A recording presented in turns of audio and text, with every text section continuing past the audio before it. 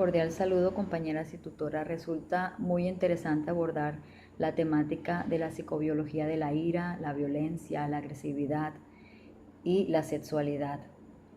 Es interesante porque es lo que se está viviendo en nuestro país, en nuestra sociedad y en nuestras comunidades más cercanas. Vamos a abordar este video desde el orden ejemplificado en el foro. Vamos a decir los elementos principales de la lectura, luego lo vamos a apoyar en algunos experimentos o investigaciones específicas, también en las bases psicológicas para algunas técnicas de autocontrol de estas emociones para que no se conviertan en negativas, pues afectan a todo nuestro entorno, afectan a nuestra sociedad. Y finalmente una breve conclusión o reflexión del tema. Iniciamos diciendo que es la ira. La ira es el mecanismo biológico ante la agresión. Es natural responder ante una situación que nos provoque. La frustración es lo que desencadena la ira. Sin embargo, no debemos confundirla, porque la frustración es cuando nos hacemos elevadas objetivos y al chocar con las posibilidades, entonces eso genera frustración. Ante la ira hay dos respuestas que podemos dar: reprimirnos o dejarnos llevar por la cólera, lo que sería la agresividad o la violencia.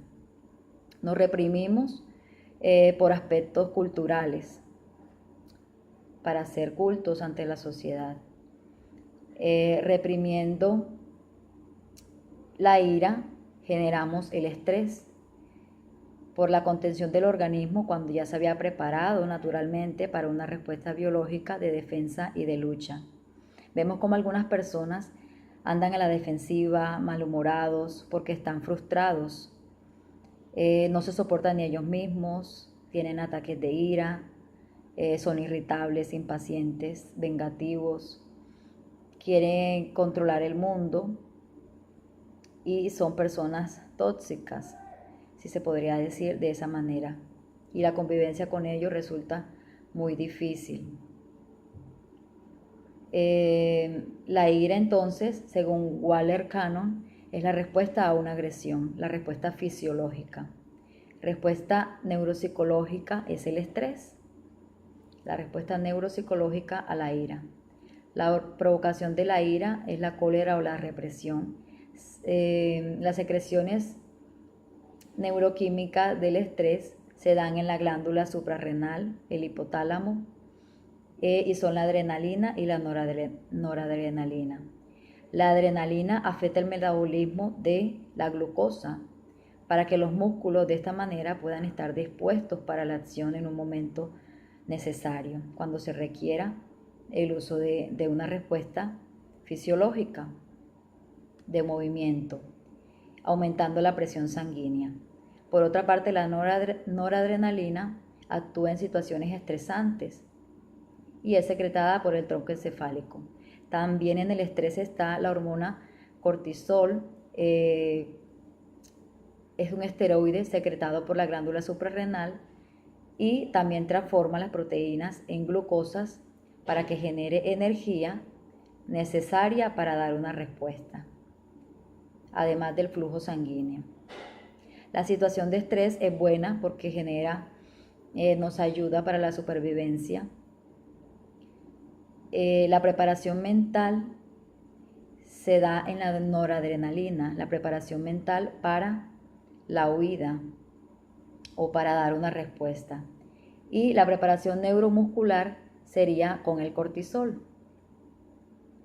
Se hizo un experimento en ratas donde se les quitaba la glándula suprarrenal, que es la que producía el cortisol, y ellas morían porque no podían enfrentarse ante los desafíos y ante las situaciones de estrés donde tenían que huir para salvar su vida.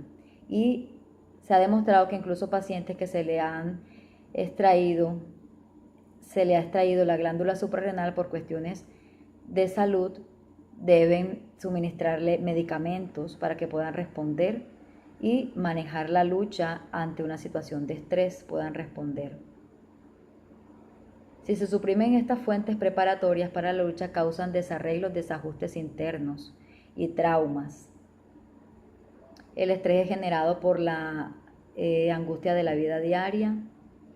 Si el estrés, la persona es sometida frecuentemente a mucho estrés, entonces vendrá la depresión y se desencadena una ansiedad.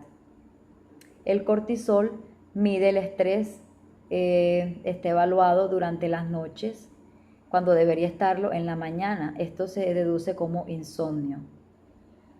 Estamos bajo una situación real de estrés.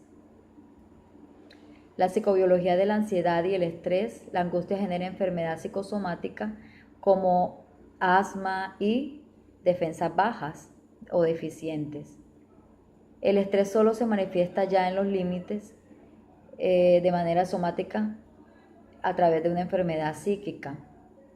La agresividad y la violencia. La agresividad está ligada biológicamente. Las personas agresivas tienen difícil comunicación y empatía. Presentan conducta agresiva según Neil R., la fisiología de la conducta.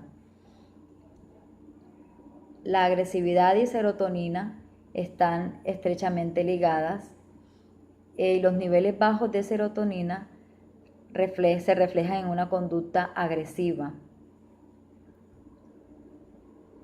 La depresión, denominada bipolar, es un desequilibrio en la producción de serotonina.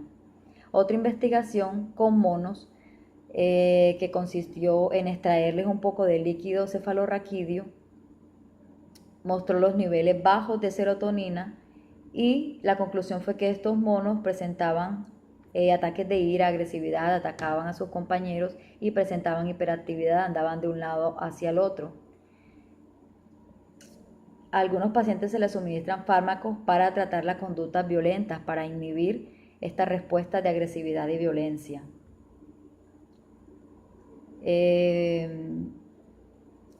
Las hormonas de la conducta agresiva entonces son la serotonina y se le suma la testosterona. Y como sabemos, los hombres son los que mayor producen niveles de testosterona. Algunas mujeres también que pueden ser agresivas porque tienen una mayor producción de testosterona. Algunos estudios han demostrado genéticamente que a los fetos se les puede suministrar andrógenos prenatales y esto cambiará su cerebro, influirá para que ellos presenten también más adelante en la adultez conductas agresivas y violentas. Entonces la agresividad está ligada al estrés, a los andrógenos, pero también a la conducta sexual, a la autoestima, a la autosatisfacción, al dominio, a tener el control. Y esto lo vemos muy frecuente en nuestra cultura y si se une al alcohol, entonces vendrán los feminicidios, los maltratos, los abusos que vemos en nuestra sociedad hacia las mujeres. Un hombre que tiene, según los estudios, la autoestima y según la lectura, niveles bajos de autoestima, tendrá niveles bajos de serotonina. Está íntimamente relacionado, íntimamente, estrechamente ligado y usará el acto sexual como la única manera de aumentar esos niveles y tener el control, el dominio nuevamente. El dominio de la ira entonces la podemos a nivel psicológico encauzar esa violencia a través del autocontrol, la modulación de la emoción, teniendo salud mental, elevando nuestra autoestima desde el hogar, desde la familia, para que hayan ciudadanos y adultos sanos mentalmente, que tengan una buena autoestima, aprender a respetar a los demás, conductas de autocontrol, técnicas de autocontrol psicológicos, inteligencia emocional, saber encauzar y manejar positivamente nuestras emociones sin dañar a otros.